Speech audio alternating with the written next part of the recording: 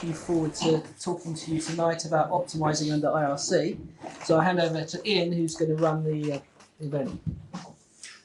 Thanks very much, James, and welcome everybody. Thanks very much for turning up. It's a good job we didn't organise it when England were playing, or else we might have struggled a little bit.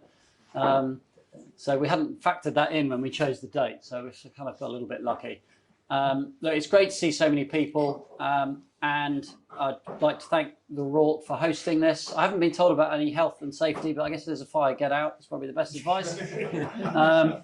I'd like to, if you've not met me before, Ian Walker. As of August, I've been the General Manager of North Sales UK. Prior to that, I was the Director of Racing at the OAA, and prior to that, I used to do a lot more sailing. Fortunately, in the last year, I've been getting back into sailing, been sailing on dark and stormy this year, which has been great fun, particularly in around the island and in Cowsley. To my left, I think James needs very little introduction. Obviously, he's had a successful season on Ino, winning, I think, the Cervantes and the Myth of Malum, was it? That's cool. Yeah, and probably some more that I can't remember. We won our class in the Middle Sea race as well. Well done, well done, Middle Sea race as well. So, and James is hopefully going to explain a little bit about his past campaign and also the exciting new boat this year. Sam North, co-skipper of Mzungu. You want me to talk into this? No, you can pass that along. I'll pass it along. Okay, well, we all do when the time comes. Sam North, co-skipper of Mzungu, who I think has been on the podium pretty much every offshore race, be it the Fastnet, the Middle Sea, Sydney, Hobart, and I think you're on the podium again at the Round Britain and Ireland this year. Was it 3 days without an autopilot you had to wrestle with amongst other challenges? And so Sam, welcome. And then David Lenz, who's the head of design for North Sales in Europe, and has won certainly the IRC Europeans, is it the only IRC Worlds, Commodore's Cup, and is often seen crashing around in under IRC and various other boats in the Solent. So you're all very welcome. Thanks for your time. Just as a bit of a straw poll, how many people here would consider themselves to be short-handed sailors? Okay, we'll call that just under half. And everybody else, I assume you're fully crewed sailors? Okay, well, it's almost 50-50, which is interesting. Sign of the times. And who would consider themselves round the can sailors? So more inshore than off, all right? Okay, so a real minority there, maybe 5 or 6, and the majority, therefore, are all gearing up for the Fastnet this year? Okay, good stuff. Great. Well, that gives us a little bit of an insight as to who we're talking to. And welcome anybody else who happens to be listening to this online. I should mention Debbie Fish, who's here as well, who's a renowned short-handed skipper. You're second in Round Britain Island this year, is that right? Yeah, a very tight finish. Promise not to mention that. And then just to keep us in order, we've got Jenny and Jason from the RORC Rating Office who will not answer any questions on how to optimise your boat under IRC, but he probably will set us all straight if we get out of order. Look, this is really informal. I really welcome anybody to ask any questions at any point in time. Don't save them up till the end. Feel free, wave your hand, well, interrupt us. I planned a few questions and we'll see which direction we head in. So I'm going to turn to Sam to start with, because I know that you've had the current boat, JPK 1080, is that right, for a year? That's right. I'm kind of interested in the planning phase. So thinking about maybe the Fastnet later this year or even beyond, maybe you could give us some insight as to the boat you sail, the decisions you've made, how you optimise that boat. You might even have some things that you regret doing or wish you'd done, or also maybe you didn't have the budget to do everything you wanted to do.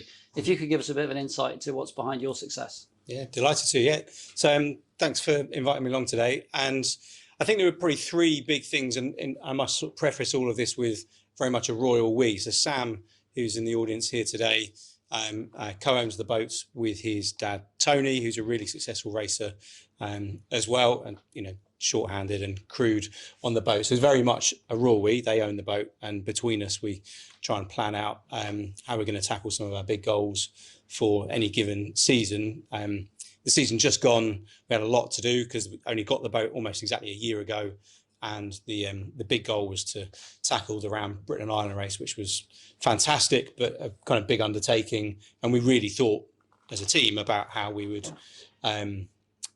at least sail to our rating. There was a big consideration. So I think there were probably 3 really big things that we took on with that. And we were fortunate was a great platform. It was an endorsed certificate. The boat had been, weighed and thoroughly checked over, and knew that the JPK 1080 was a good performer, and this boat in particular had done well in the Fastnet. The three big things, I think, were firstly, we looked at the sail inventory and plugged some gaps that were kind of jumped out straight away. And we plugged, we got a used spinnaker staysail, commissioned a new Genoa staysail, and borrowed a jib top from the Round Britain and Ireland race. And all of those three things made a really big difference as we raced the season, but in particular the Round Britain and Ireland race. So we just, all of those things are rating neutral, but they just, so we're getting quite a lot of bang for buck. We just made sure we were plugging those big holes in our.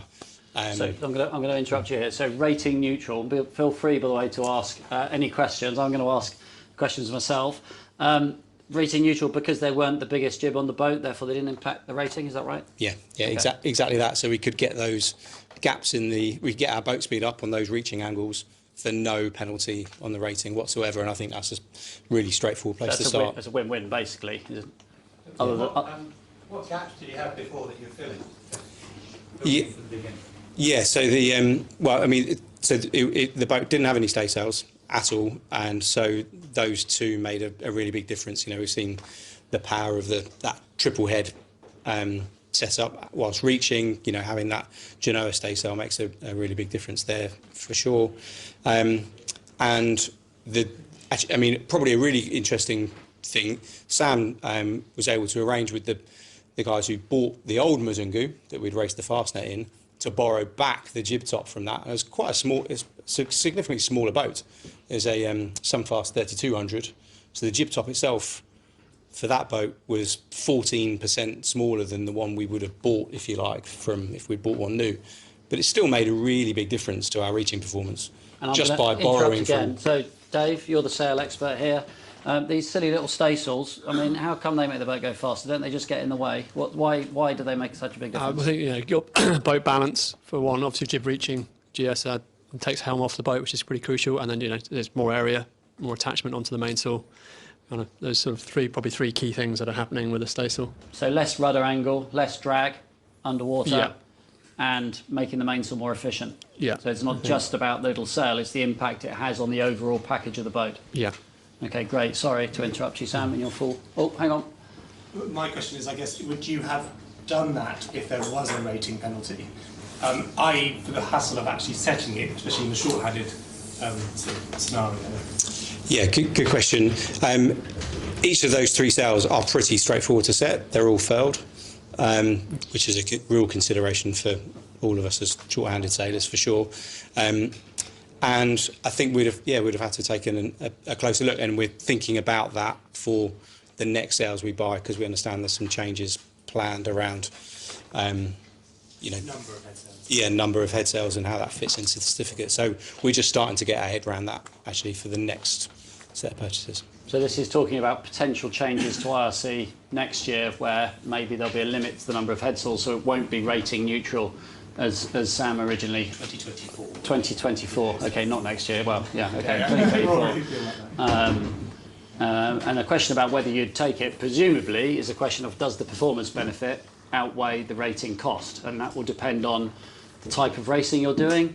Presumably the answer would be no inshore, but it might be yes on a longer race, and the likely conditions and the likely wind angles that you might see. If it's a windward-leeward race, I'm imagining the GS, the Genoa staysail, might not be seen to be a really important sail, but if you're sailing around Britain, you can guarantee you're going to go upwind the whole way around, pretty much. Can I just say at this point, I sailed around Britain and we didn't tack once. I don't know what you were playing at. Right, let's keep going, or I'll keep slowing you down. Anything else? So plugging the sail wardrobe gaps, particularly sails that are rating neutral. Yeah, and then the other two things were quite closely related. Sam was kind enough to go back over 10 years or so of looking at historic weather data. So I think he saw your race where it all looked rosy, and that probably was, we thought, oh, we'll definitely have those conditions. But he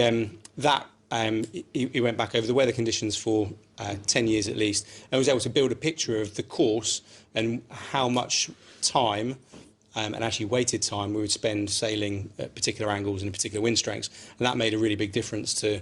It was just historical of data available on the internet and a lot of number crunching and time spent. But it was really invaluable because we could then understand for how long we might be using those stay sails, for example, and actually it then fed into the third thing, which was the boat came with a leeward reaching pole Struts, yeah. strut, and we understood what we thought was the rating hit for that was about 3 pips, and we were able to map that against how long we thought it would take us to get round, and would we, for the periods when we might be using that, how much speed difference might we need? So it was all, there's a huge amount of data which I pretended to look at and nodded along when Sam was talking me through it, but it really guided kind of the bang for buck kind of discussion about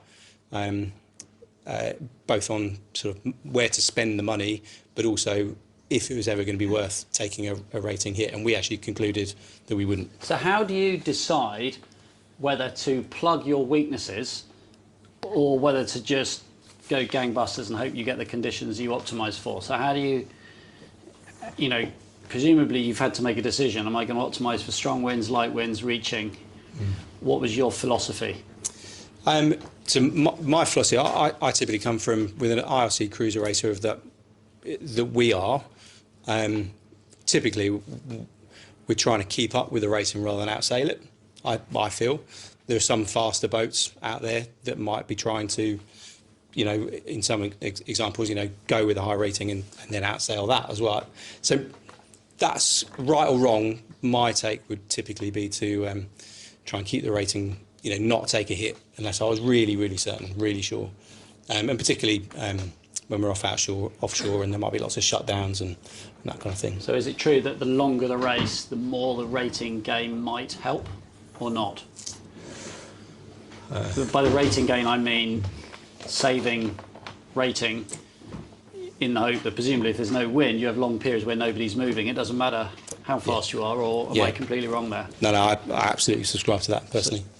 Okay, so I'm going to, before we let you finish, I'm going to jump straight to James. So presumably you've done a wealth of research for your new boat, but just looking back to your old boat, so GP42, is that right? No, it's HH42, sorry. which arrived actually from previous owner in form of a rate saving mode, and literally it had all the kit in the boat, rating saving mode. And a shorter keel and everything. So we put a lot of effort in. Well, the thing we were doing, we bought the boat and then started racing in the fast 40s. And that actually had a rating cap that was about 40 points higher than the boat. So we spent the next couple of years moding the boat upwards to be able to race on the fast 40s, where it was important that you had the speed up the first beat. That was a key component of that thinking.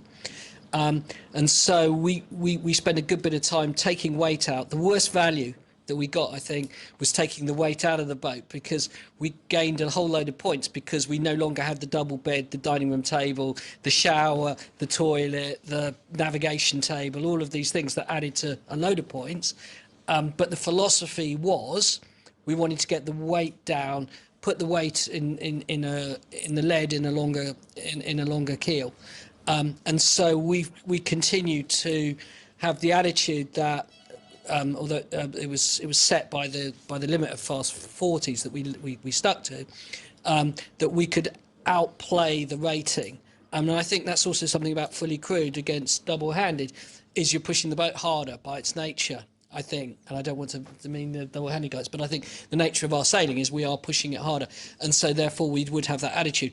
But we did throw in something like the strut we threw in the bin, because the rating and that hit didn't pay.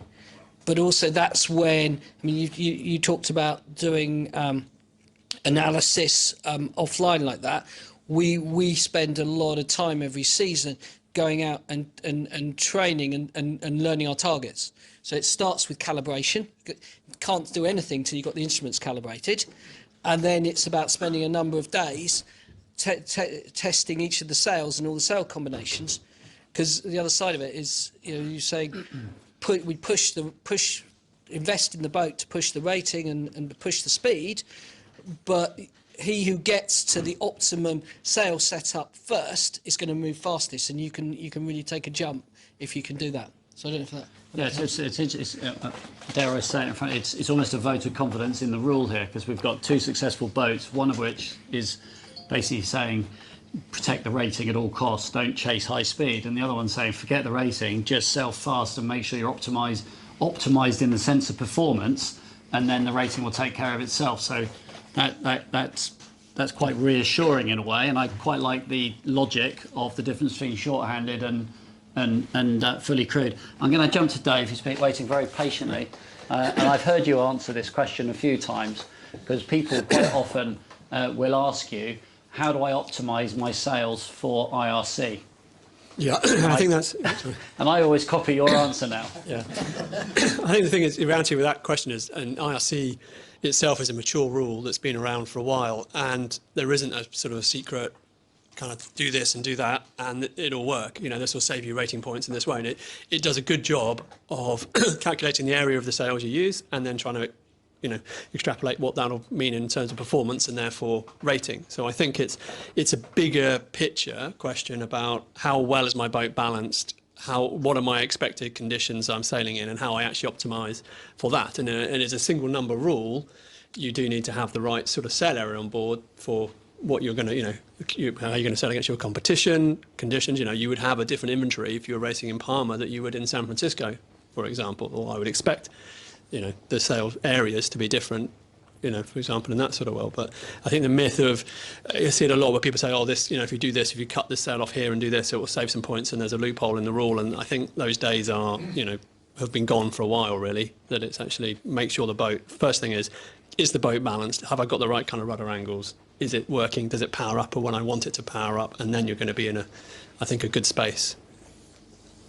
And the sail area is very closely related to the moding of the boat, so along with the displacement. So clearly, if you chase a rating gain by chopping your sails down in size, then if it's really windy, it's not going to hurt your performance because you might be reefed or you might be on a smaller headsail. But if it's light winds, that's going to really hamper your performance. So I guess it's thinking about what are the likely conditions. You did a little bit of a weather study with the data you could get hold of. I bet you none of that data, there was no going to be a ripple for 3.5 days or whatever it was. But No, it was an outlier.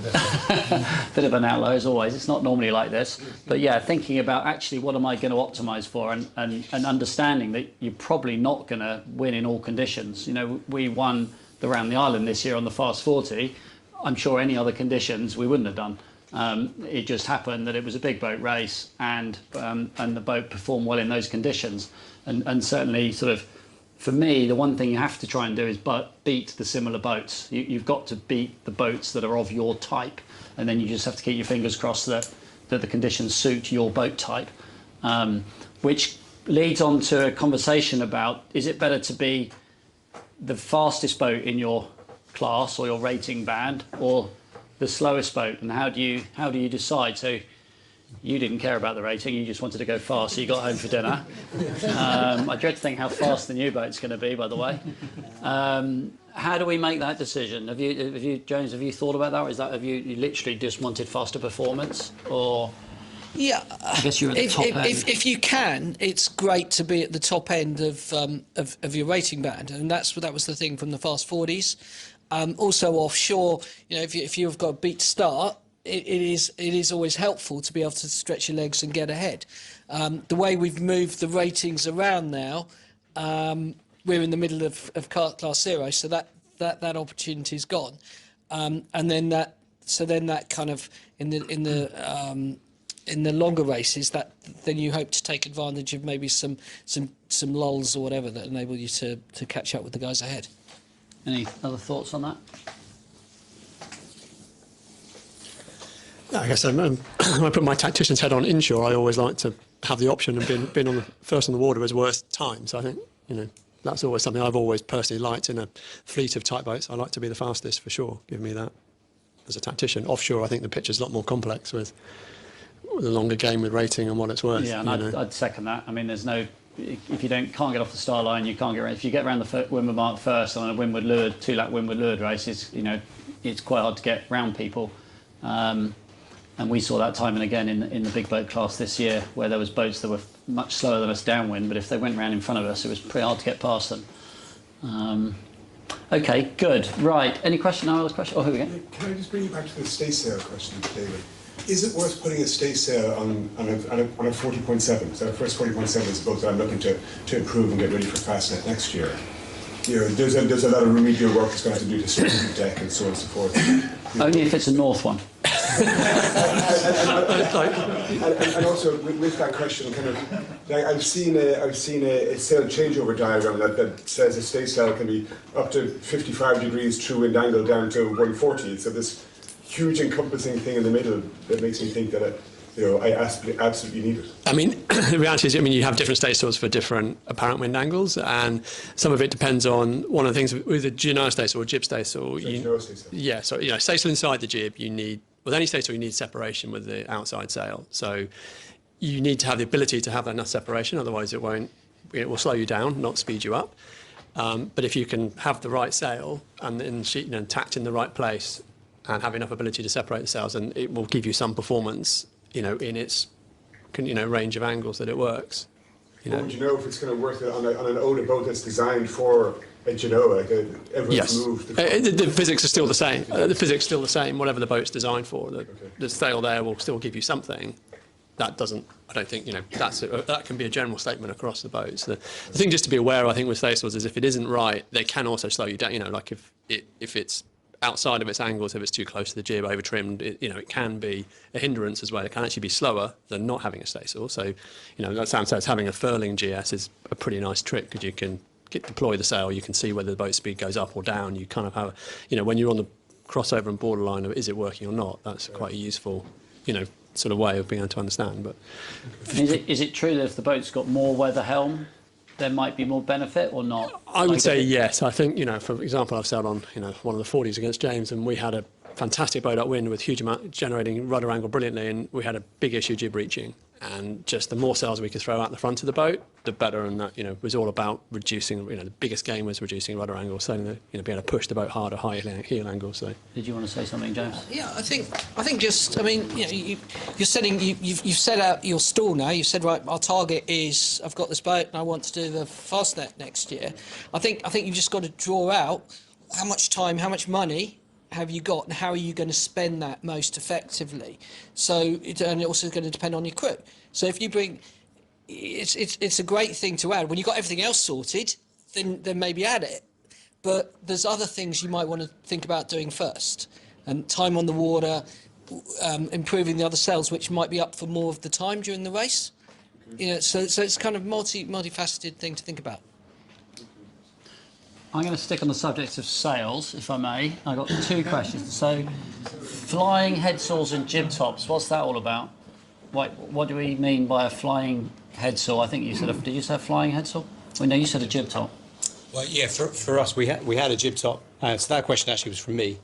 We put a jib top into the boat for the Round Britain Island because... Just explain what we mean by a jib top to people who don't know. Sure. So it's fairly flat for in our instance, furling sail set from the bowsprit, and used for that kind of tight reaching sort of angle. So I guess we're bringing in sort of 70 true, something like high clue jib that you fly off the bowsprit, essentially. Yeah, totally. Traditionally, originally, before we were allowed to tack head sails in front of the forestay, they would have been up the foil or on the normal forestay. I think for me that's the traditional jib top name, and I think that the way the rule has evolved, we can now tack sails off the bowsprit. They've become a sail that flies off the bowsprit, and some people call it a bro. It's a sort of trendy name for the sail at the moment. But it's which is what blast reaching head sail or zero. But it's from the rules point of view, it's currently a head sail. It's a jib. You design it underneath the head sail area on the certificate, and it's just one of the jibs on board the boat. But specialist. Which is presumably one of the reasons you're looking at limiting jib numbers, because we've got proliferation of jibs being used in different ways, which adds to the cost, and therefore is something which you want to guard against to protect all the everybody in the fleet. You hear about people having to reinforce their deck. It's not necessarily what we want people to feel they have to do. Yeah. And that's it. So I was just going to ask what's your views around a proper jib top versus having a high clue code zero? So if you've got a high clue code 0, then it'll do most of the jib top. Disagree. Totally different cell. I think if you're talking traditionally what we would call a code 0 under IRC is a spinnaker, so it's over 75% girth, and this is a jib, and they're very, very different in the depth and the flying shape, and therefore the apparent wind angle you can sail with the sail at, and the area that the jib will probably be roughly half of the area of the sail. So they are, if you plot out a sail selection chart, they're in very different spaces, and whether the code 0 is high glued or not, that's secondary to the overall area and so on. And just explain to us why code 0s flap a lot. Well, basically, Disclaimer, most code 0s. When we call it code 0 as a spinnaker, and actually the code 0 term came from the Whitbread years ago when it was, I think it was Tokyo maybe did it first. Toshiba, maybe. Yeah. So they were basically, the rule was quite simple. You had a jib or a head. Actually, there was a period where there was a sail in the middle that wasn't even a sail, you weren't allowed. But basically, the rule has been for quite a long time, a jib is up to 75% mid-girth, of the girth measured as a percentage of the foot, and the spinnaker is anything over that. So obviously, headsail area is rated highly, spinnaker area is rated, but these sails are much smaller than your bigger spinnaker, so you carry a flat reaching sail for no rating. Because the rule has that girth limit, we're trying to make the sail as flat as we can. We can't support the cloth on the back, so at some point, some apparent wind angle when it gets wide enough, that sail the back will flap, because the sail's designed to be working in a tighter apparent limit than it would be. Clear as mud? Can I ask some word of caution really about encouraging flying head sails, which came in and have not really taken off because it was quite a penalty. It's his fault. And it's actually as much a point for Jenny and Jason as anyone else. Haven't really taken off because there's quite a penalty for them, and flying them isn't completely straightforward because they're halfway down the pole. So, and then for people like me, for boat owners, you think, well, that's great, no one's got one, so I'm not under pressure to get one. To then say, well, we're going to change the rule now and make it easier for people to get them, and you think, oh, well, that's a problem solved, but doesn't need to be solved. And then you turn around and say, and we're thinking about penalising pros the season after next. So this season we're going to make life easier for people, force people to order these flying head sails, and then next season we're going to start penalising blast creatures. And you just think, as an owner, how do I get this right? I don't know if you're going to start penalising generous spinnaker staysails and generous staysails as well. Because for people who've already invested the money, which is most of us, unless there's some sort of grandfathering, you just think, the only people who are winning in this are two of the people sitting at the But actually, in the longer term, they won't, because you just you'll scare all. No, absolutely. And I'm guessing that the cat is already out the bag and people have these sails, and the reason you're not bringing any rule change in for another year is to allow those people to use those stuff having invested them. Is that why? Yes, yeah. We don't want. So you're trying to protect people's investment. 23 sale programs already. That's for certain, because a lot of them are decided already. In terms of making the flying head sail more attractive, we don't want to make it such that it's too attractive, but we want to rate it fairly, and that's what we always try and do. And the whole flying head sail rating, in terms of this rating the number of head sails at the same time, we're trying to carefully balance that. But let's face it, there's a lot of people who sit there looking at we were talking about this earlier, looking at their 75% code 0 with the leech flapping and thinking, I'd just love to cut that down and not have the rating as a head sail. So, we want to provide that beautiful sail as an option at a reasonable rating cost. Yeah. I think just to unwind that question, we didn't actually clarify, we were talking originally about jib tops. I'm just coming back to that because I still don't know what the flying head sail is. And the flying head sail we're talking about. Hang on, we've ascertained that a jib top is a high clued jib that comes off the bowsprit.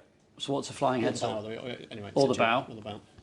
The flying head sail was a sail that came into last year's rule, 2021, which is an in-betweener between the head sail and the spinnaker. So it has a girth range between 62.5% and 75%, and it incurs a rating on the boat. So if you have one on your stiff, then it's a rated sail, but it's not quite the same as if it was pure head sail area, and it's not the same as if it's spinnaker area. So it's another sail that, basically, as we've said, that there's an area that we can make really nice reaching sails that this can work for, and the rule is just trying to find a way of rating them fairly. It's a difficult sail to rate, is the truth be told, because if you're too generous on the rating, it can become a head sail, almost a head sail. If you're too punitive, then nobody has them. So it's sort of Right, let's not get bogged down in flying head sails and jib tops any longer. I'm going to stick to one which probably is more relevant to a lot of people here, but it is still sail based. I promise we're not just going to talk about sails. Is asymmetric spinnaker and having a symmetrical spinnaker. So I see some boats have both, and some boats can set up one way or another. And I'm particularly thinking of next year when you're allowed 2 IRC certificates. Is that my understanding? So you could potentially have a certificate which has a symmetrical spinnaker and one that doesn't, as well as different sail configurations or displacement or anything else. So what did you have on your boat, Sam? So the boat came as set up with asymmetric spinnakers, and we had an awful lot of time racing with Deb and Rob on Bellino. Only a little bit, sadly, with that was when the Round Britain Line race was with spinnakers. Far too little for our liking because it was almost all upwind. But I do remember that and the Myth of Malham race being really interested in us with our asymmetrics and you guys with symmetric kites. Our performance was pretty similar, and certainly I didn't feel like we were sort of having to kind of get away higher in any sort of reasonable conditions. And that was on the 1080. On the 3200, the previous Muzungu, in a lot of conditions we definitely felt like we were a bit hampered by having the A sails. So I sort of felt a little bit like as the boat got bigger, perhaps the A sail came in a little better. And is it fair to say that the symmetrical spinnaker is more of an option that you might choose inshore, windward leeward racing, particularly jibing against the current, maybe in Cowes Week or? Yeah, or around the back of the island on St Cat's I'm going to bring Deb in here. So what did you have on Bellino? So we're symmetric, and the one that really told me was when it was relatively windy coming back from the Fastnet Rock. And we took 6 miles out of Black Sheep because it had enough running in there. So if you've got enough wind and you can go deep, you're laughing. When asymmetric really pays is when it's light, because you've got the sail area, you've got an efficient sail, you've got to sail reaching angles anyway. Yeah. And what I found, because I used to have a 3200 as well, with my 3200 little boat, I was convinced that symmetric was much better. Personally, I think the difference is less having gone to the 3600, but we still like the symmetric. Okay, interesting. And it will, of course, depend on the displacement of your boat and the propensity for your boat to planes. If you've got a boat that likes to go bow up, it's a light boat and planes, then clearly an asymmetric is going to become a better option sooner than if you're sort of stuck in the wave train, in which case you might as well square the pole back and go straight down the run. I might just add one thing to this. So we're talking symmetric and asymmetric, but actually the rule doesn't care whether you're on symmetric. It rates a spinnaker area. It then rates whether you're moving your spinnaker pole or not. So actually the discussion is whether you want to move your spinnaker pole or not.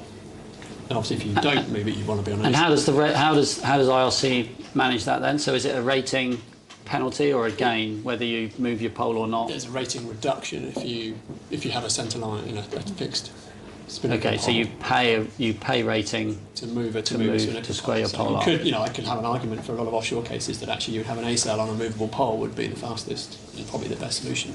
Yeah, you're saying about, it seems that the A sails on 3600 would be about 120 squares, and an equivalent symmetric is 105 to get the same rating.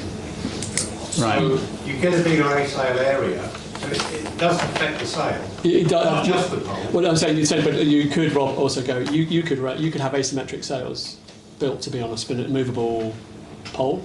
Yes. And then the area is rated. Then you choose a little bit what the area is. Typically, what's happened is when people have made the decision to go, I'm going to go for a movable pole setup, symmetrical setup to a centreline bowsprit. There's a rating reduction, and we've typically then chosen to increase this pole length and therefore this whole spinnaker area to go back to about the same space on the rating. So, yeah, you see two boats that are similar rating but quite different setup, and therefore you see yes, the bowsprit boat really strong in the light, very strong at reaching, and the symmetrical boat is still gaining generally VMG when the pole apparent is aft. So it comes back to the type of racing and the likely conditions, because it's a one number rule. The only thing I'd point out with that is we're talking pure boat speed. There's also boat handling area that comes into it. With a sail, for instance, two-handed, even in close quarter manoeuvring, we can jibe an A sail 10 times quite happily, in a very short space of time from the cockpit without anybody going forward. You add in the pole and having to go onto the bow sprit for a symmetric. I think it adds an extra sort of complexity, which is fine when your crewing level is up there, but for ease of crewing, I think an A sail is potentially easier for close quarters manoeuvring.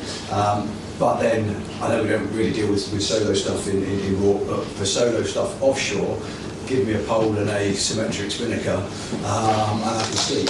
Give me an A sail, I can't. It's as simple as that. You can oversheet a symmetric spinnaker, and you can run deep. You haven't got a quartering swell to worry about at that stage, because you have slightly different angles, and you can get your head down. And from a crew fatigue point of view, in that case, I think the symmetric for offshore is actually something to consider. So again, back to the type of racing and what your target event. So really thinking about the year, you're probably not going to be optimised for every event you do. You've got to think about, actually, what's my target event? What am I going to focus on? Right, let's get away from sales. Can I bring in about the two certificates you now allowed? Yeah. Which is new. I haven't got my head around it yet. I've got two certificates, one's for heavy weather and one's for light, for example. At what point do I have to declare which one I'm using? I can't declare it on the morning of the race. So my understanding is it's up to each event. So it's when you would have to declare your certificate for that event. That's so, after the race order. So that could be quite problematic. For instance, if you've got like a weekend race where you might do your certificate the day before, I'm making this up slightly, that feels quite different. Well, yeah, some of the things are going on. I mean, you already have two certificates, presumably, or you could be fully crewed and double-handed, right? So you could have two certificates. One of the things that we've just talked to Jason about is this: in Australia, they're allowing them to move certificates quite quickly, even in between races, as well, days at least. Which is kind of giving them the option to mode for different conditions. But it's all in the gift of the race organisers. It's in the SIs as to what you can do. And with our RORC races, you're supposed to, and you should, ensure that you have your rating in, I think it's a week before the race. And in Australia, they have to declare their certificate all in advance, a week in advance, of which certificate they will use for which race. So it's a more of inshore, offshore moding rather than light or heavy. So we're experimenting with some of this. I think that's the point, and it's quite interesting to see where that goes. It sounds as if RORC need a 7 days. That is now.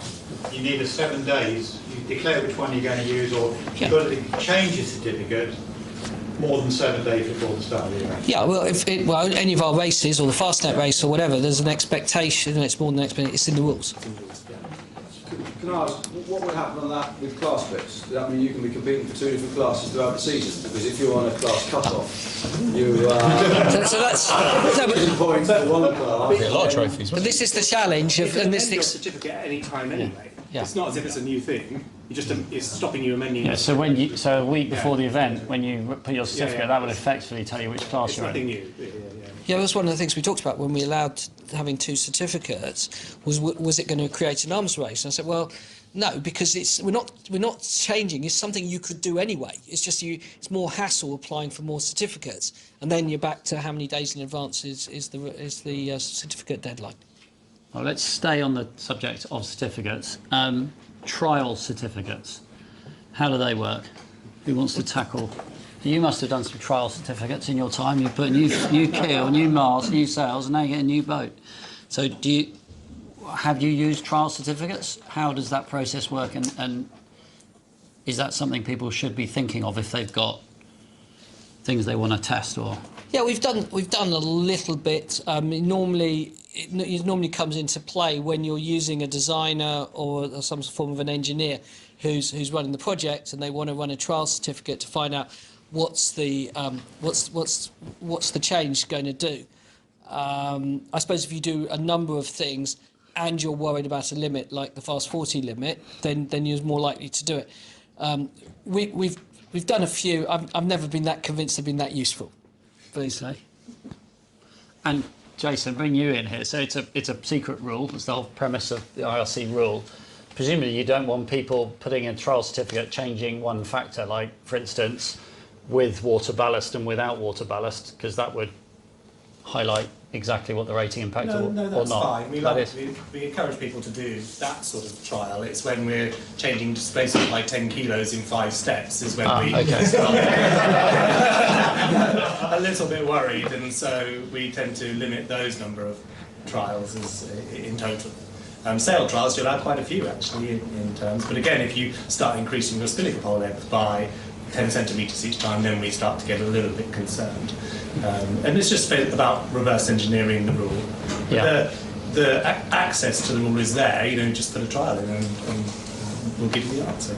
So if somebody wants to know, if they take ballast out of their boat, or if they built a new mainsail, or if they have had water ballast, then that is something they can do. Yes, very much so. Can I just ask, the rule has been in place for a long time.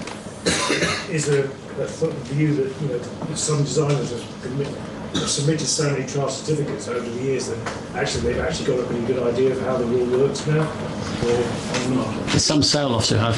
Yeah, I think that's the experience, and maybe reflecting on why aren't the certificates that useful? Because if you ask a number of people, Dave, or the people who understand the mast, there's some fairly standard amount. It's 2 points for this, and each square metre of your spinnaker, and all the rest of it, and you can have a pretty good educated guess, and also you can ask these guys, and they might give you an educated guess as well with caveats.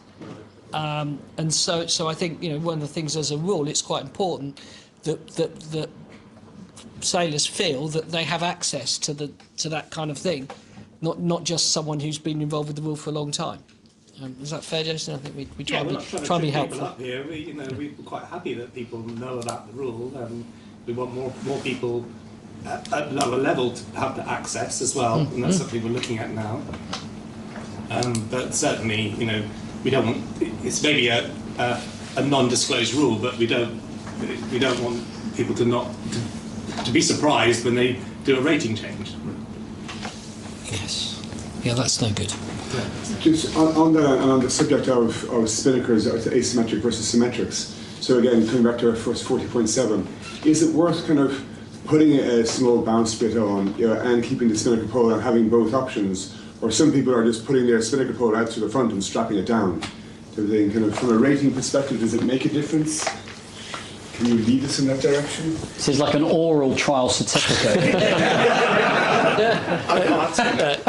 Well, the rule just rates how far you can tack the spinnaker away. Okay. And then there is a separate thing now where there is a bowsprit length and a movable spinnaker pole length that can be slightly different. But whether it's your spinnaker pole or not, it's how far forward you can tack a sail.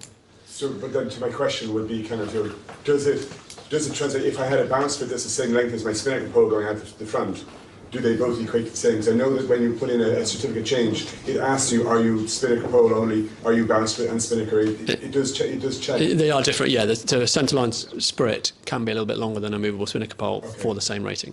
Okay. Which is that came in this year, basically. So it never used to be the case, and now you can. There you go. You heard it here first. Okay, good stuff. I want to hear about your new boat. So, you've decided you want to be the fastest person on the water, so you decided you need a bigger boat. So, tell us, how did you decide what size of boat? Or I'm just interested in actually any decisions. Have you built a boat with the IRC rule firmly in mind? So you're just building a rocket ship? Well, we had the previous boat from 2015, and over a period of time, built up having a steady crew. That's a really big part of the whole thing. I wouldn't be doing it if I didn't have a committed and steady crew. So we've had a pretty consistent crew, so more than half the same people, say, since 2019. And that makes a big difference, and actually having their support all the way through this process has been a really big deal. We obviously felt, particularly with the amount of modifications we've done to the current boat, this is a 2013 design now that's heavily modified, and we're feeling that we're getting to the end of the end of the track of what we can do, and also feeling that if we take on some newer ideas from the start, we'll get a decent gain. So part of that, having that crew, we're really comfortable sailing with a 10 people crew, 10-person crew. So what we wanted to do was, well, first of all, actually, was we wanted to continue the learning of what we've learnt on this boat. So we wanted to have, we've got a very, very similar sail plan, or identical sail plan on the new boat to the old boat. So that was one of the things we felt that this is a really powerful plan offshore, and we wanted to stick with that. Then we wanted to say, well, what can we do? What's the most we can do with 10 people? And it sort of drove us to this 45-foot length. That feels about right. We've gone to water ballast, and that's a component of that. I think, I mean, that will have come out of the designer work as well, that we've identified that we think there's a benefit to having that, and that's going to be powerful offshore. Another thing was we wanted to just have one pedestal, so that fitted in. So there's a number of those components that came together to say, right, this is the optimum for what we want to do. Yeah, that's really interesting. So you've built the boat around your style and your team, yeah, as opposed to, absolutely, how can I beat the IRC rule? And then the focus then is on the offshore setup. So again, it's twin rudder. We had two weaknesses that we were concerned about on the previous boat. We felt that upwind, we didn't point as well as the fast 40s, but in particular, we got on the chop just that much, 1-2 knots later than the others, which comes back to the age of the boat and the weight of the boat and all those things. On the step, you mean planing downwind? Upwind. Upwind, sorry. Okay. Yeah. So when you're sort of, as opposed to sort of just displacement, you actually sort of shifting forward. Basically, when the crew weight's really starting to pay. And the other thing was light wind, light airs down was the other really big weakness, kind of the opposite of what Deb was talking about. And that's with the asymmetrics, we were getting a lot of drag from the twin rudders. So we'd put the twin rudders on, massive gain on the reach, and more than pay for itself. But we had this weakness, light wind down with the drag. And so that was the instructions to the designer, where you've got to solve these problems. One of the things was to take the best of the learnings from the scow bow stuff in the offshore, the class 40s now, and so within the design there's quite a lot of stuff that's about managing the bow and making sure that we've got good performance upwind, and then I think just the general hull will have less drag than the current boat, so we can get away with the twin rudders. Right. To be proven. Okay, great. Can't wait to see it. When's it in the water? Middle of March. Right, yeah, we came out of the about mould. May then. Yeah. Well, we came out of the mould on time, and Jason's got another boat to get in there, so he's pretty determined to kick us out. Fine with Jason. No, okay, great. Looking forward to seeing that. Sam, we kind of cut you off halfway through. You talked about head saws, and then we veered off. Any other things you did? That you think you did? What have we had? We had the weather studies. We did filling the gaps in your sail inventory.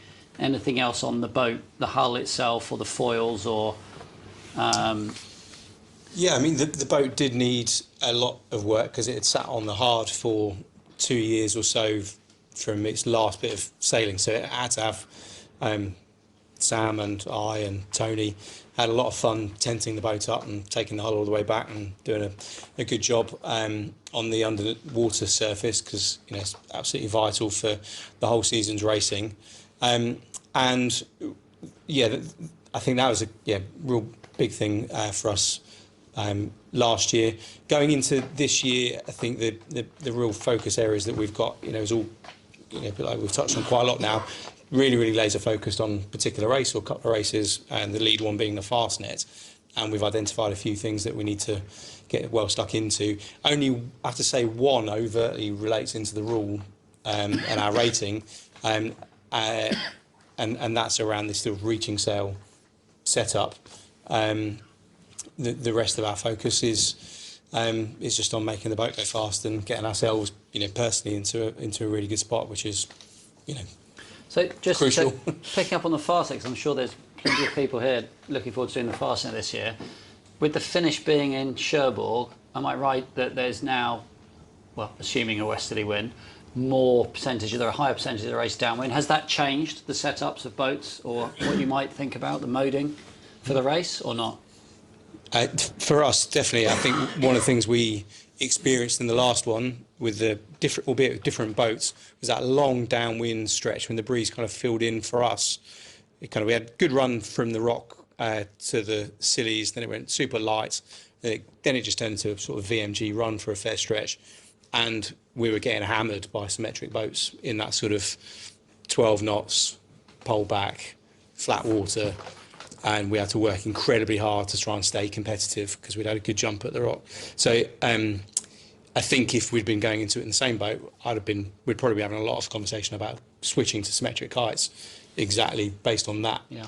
You know, I bet it will be different next time, but our experience last time was, you know, there was that long downwind stretch, and we had a pretty difficult afternoon to see all these symmetric boats just sort of coming past us. At the end of a long few days. And a question for everyone. So we've talked about all the things you've done to go fast. Is there anything you've done which really hasn't paid, or you regret, or I guess I'm trying to think about lessons we can learn from what's not gone so well. Money you wish you hadn't spent because it didn't give you the performance. Obviously, we're not talking about sales here. That's off bounds. I've talked to an owner in Australia of this boat. He put a little bit of water, it's a maxi, so it's a big boat, and he put a little bit of water ballast on, and he doesn't really know if it's been worth it or not in terms of, you know, having 300 kilos, a few crews worth of water ballast. You know, you really have to judge, and they can't quite judge, even when going offshore, inshore, whether it's a good decision or not. Which is good for us because that means the rule's probably about right. But yeah, he's all the costs and the expense, but not necessarily. Mind you, save the food bills of 4 people sound around. We tried water ballast when it was 6 up during COVID, because we thought, well, what are we going to do to keep competitive? But it didn't really do it for us. And I think it's back to, it needs to be in the original design. Another one for me is foils, and the designers will always make the foils too small. Right? I'll second that.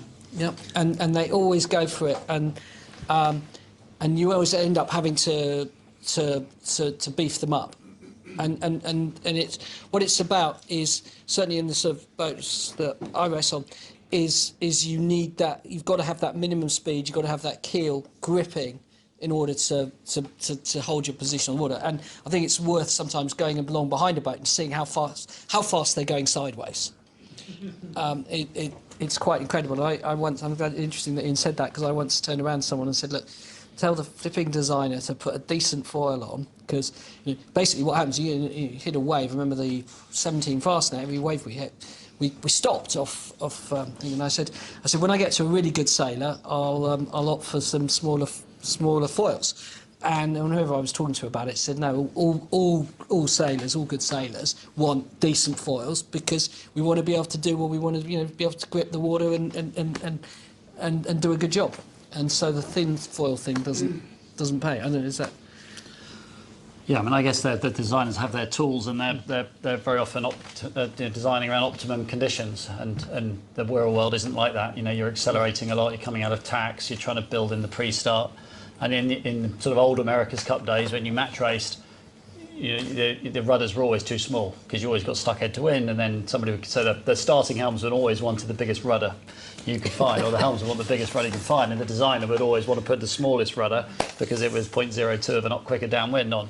But if you lost the start, you generally lost the race. So yeah, there's always this battle between, and that's without going down laminar sections and laminar flow and that rabbit hole. But I'm not a ship scientist, but I can see your point. It's not about necessarily having 100% speed some of the time. Some of the time, it's more about, can I sail this boat at 98% all of the time? Where maybe you need a slightly more tolerant setup rather than the actual perfect optimum setup. So I was kind of thinking about this, the talk and the name of the talk, optimising your boat under IRC. It kind of sounds like there's going to be some magic answer. Now, of course, if the rule's perfect, there shouldn't be any magic answers other than with a single number rule. You're going to have to, you can choose to put yourself, on a limb, be super good in light airs or strong wind or offshore or inshore. But of course, if you're trying to win a series or you're trying to win multiple races, that's a really dangerous tactic. It's a question for you, Dave, because you're keeping very quiet down the end there. What does optimising mean for you?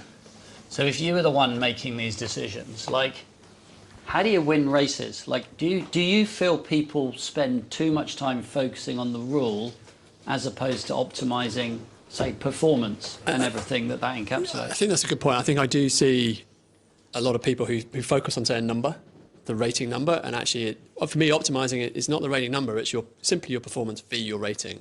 So the rating number is just an output.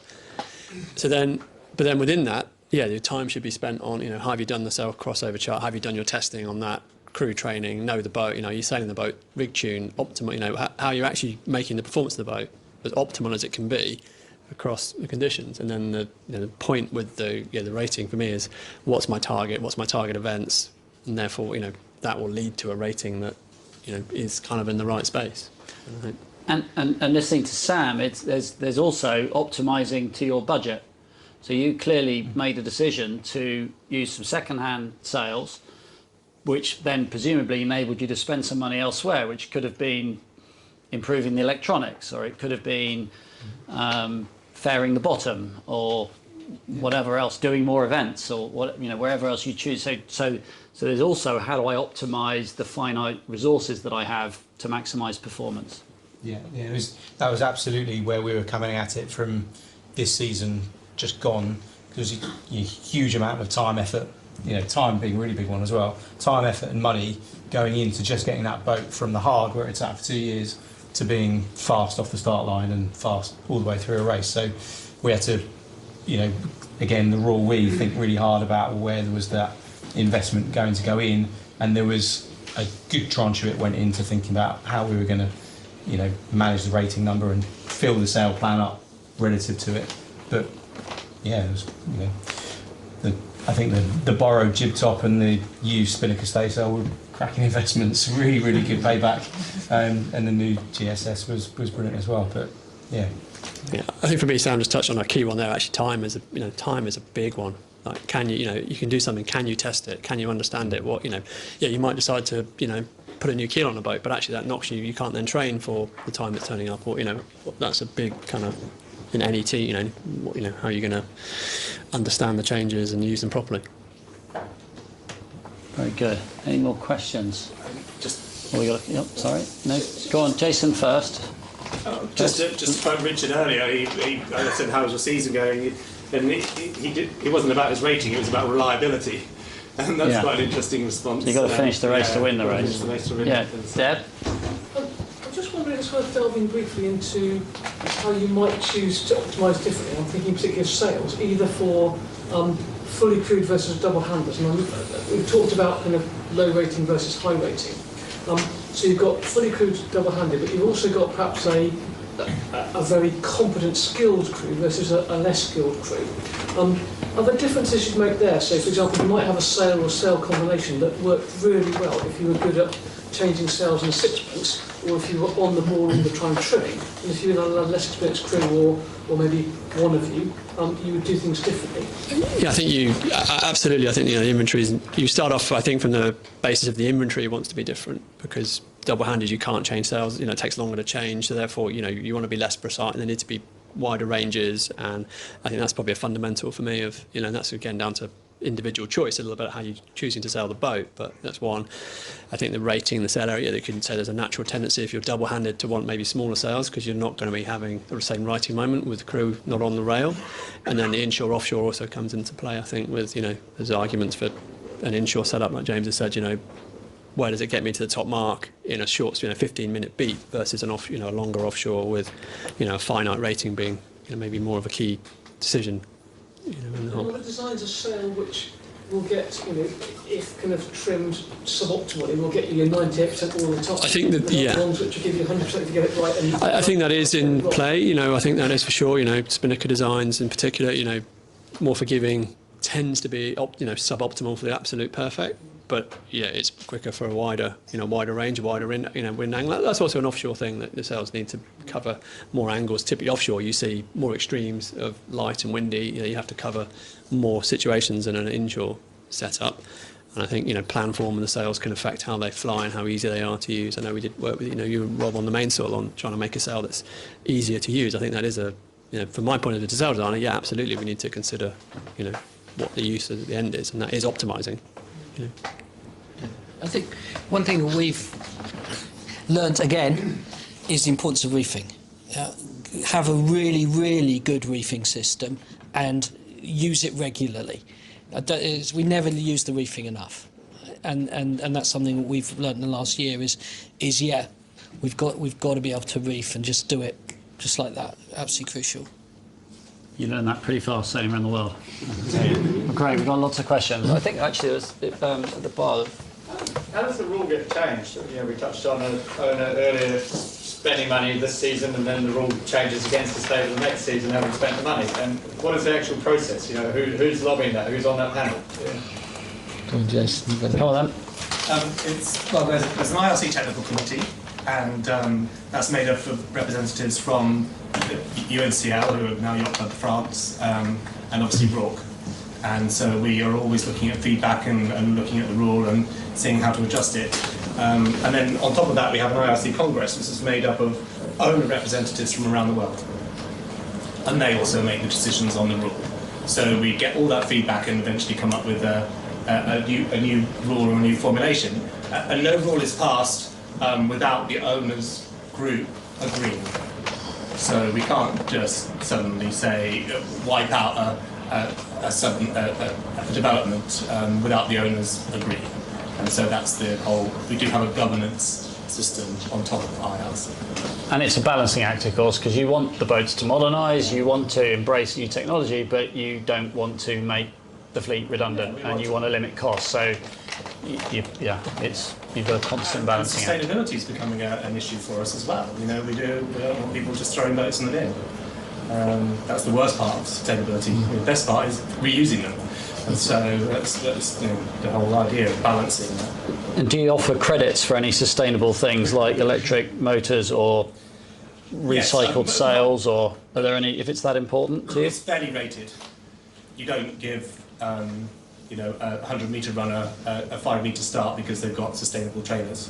You might do if you're trying to encourage people to buy them. No, you make everybody wear sustainable trainers, and you mandate it. Yeah, and that's where we're trying to look at, you know, ideas of that. Okay, very good. I'll take my ROA hat off. So you've been very, very patient there. Sure. I was going to ask sort of a more broader question about endorsed ratings versus yeah, it's a good one. I've actually got that. Ratings. Yeah. Both, well, in general, but in particular, sort of like through a lens of a question which I'm facing is around weight.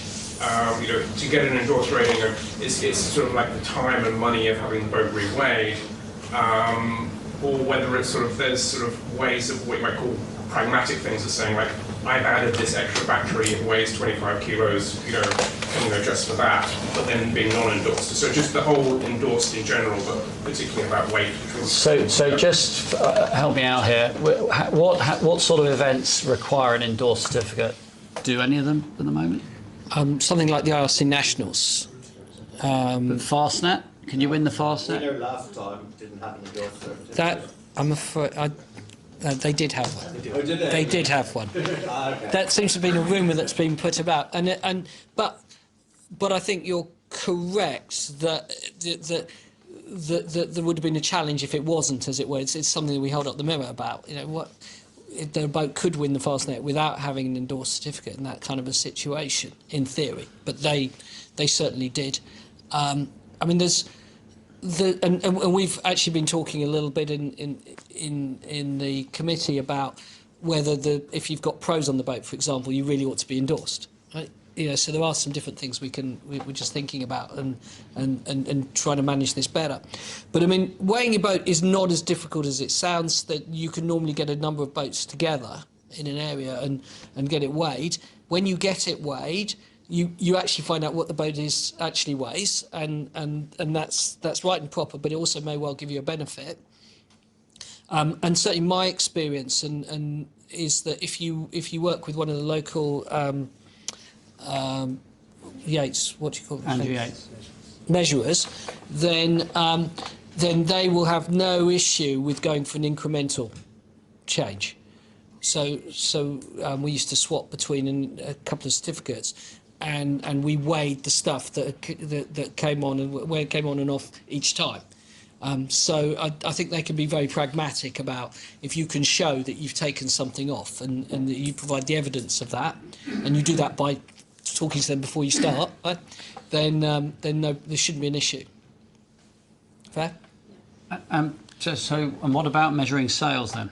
So Dave, talk to us about why measure your sales? Surely a sale's a sale. Why do we need to measure it?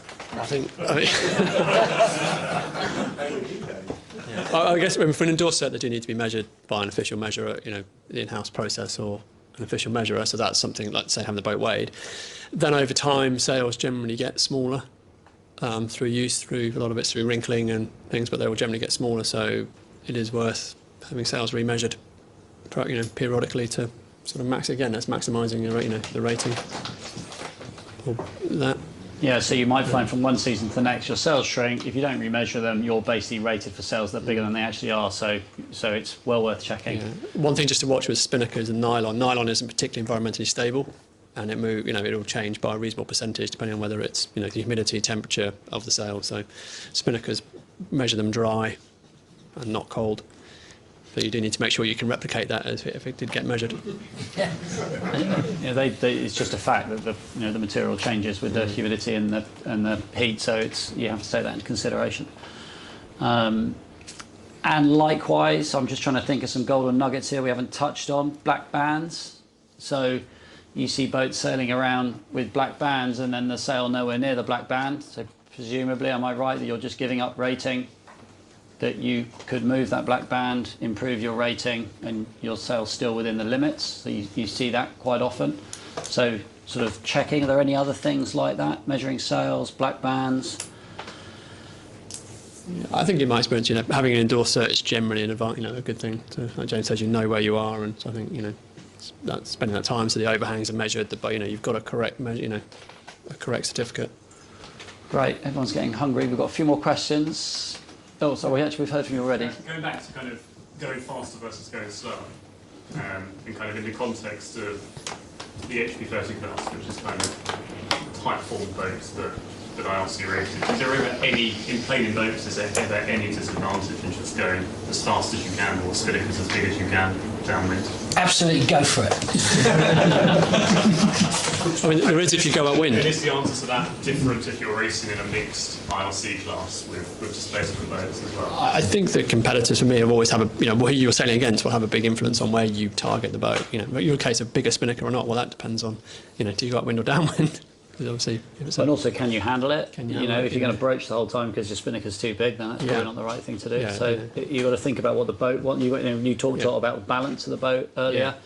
So it's about optimising the performance of the boat, as opposed to necessarily the performance relative to the rating. I think the box rules like the HP30 and the Performance 40s have been a real boon. The IRC groups boats, it makes it terrific racing, and you end up with a situation where more or less you get what you do on the water. So it's a bit like one design, but with your own flavour.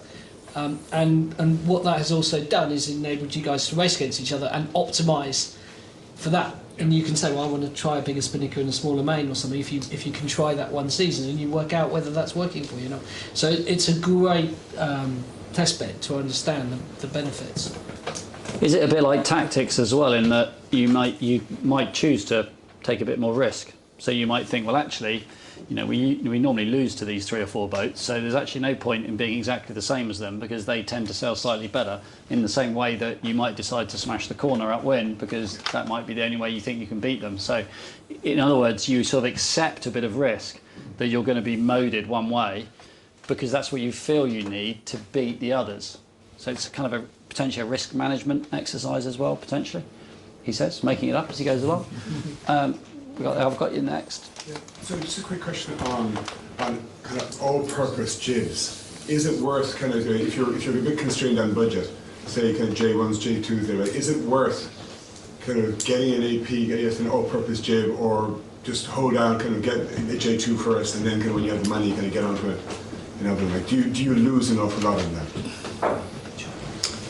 It's a very tricky one to answer. Reality of sails as foils being needing different shapes for different wind speeds and different powering, but obviously budget's always a big constraint, and where you choose to spend it.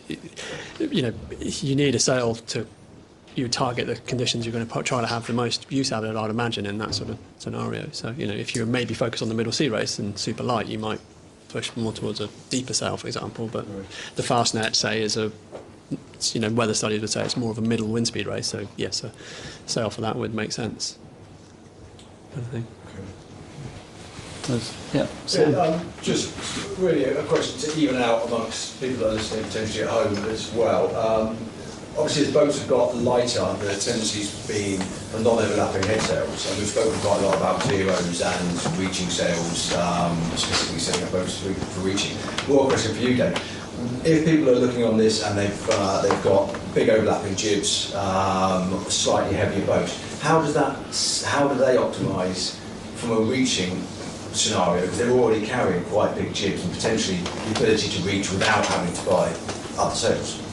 Yeah, I think the sail inventory and how you, crossover, essentially a crossover chart, needs to relate to the boat, and what you build is a code zero for the, for the JPK would be different to a Swan, or in my head to an old Swan with a big Genoa, for example. I think you would target what's the wind speed, what's the, where's the sail efficient down to, where's the next one need to kick in, and in our world we just think about it as apparent wind angles. What's the limit of apparent wind angle? The boat itself will probably dictate the apparent wind speed limit, because that's a heel angle related function, and that will kind of let you form a picture of where sails need to be. But absolutely every boat is different and need slightly different solution.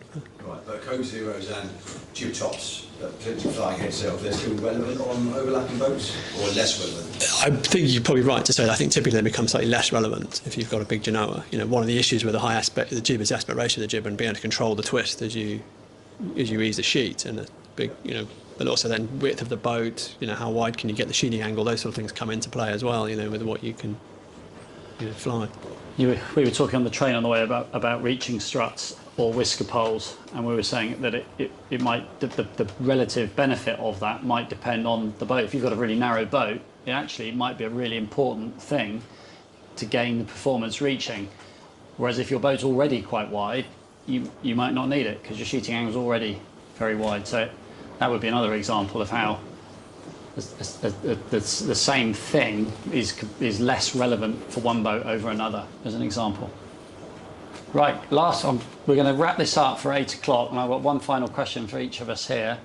Anybody else? Last chance for any questions? That's some good questions. Thank you very much.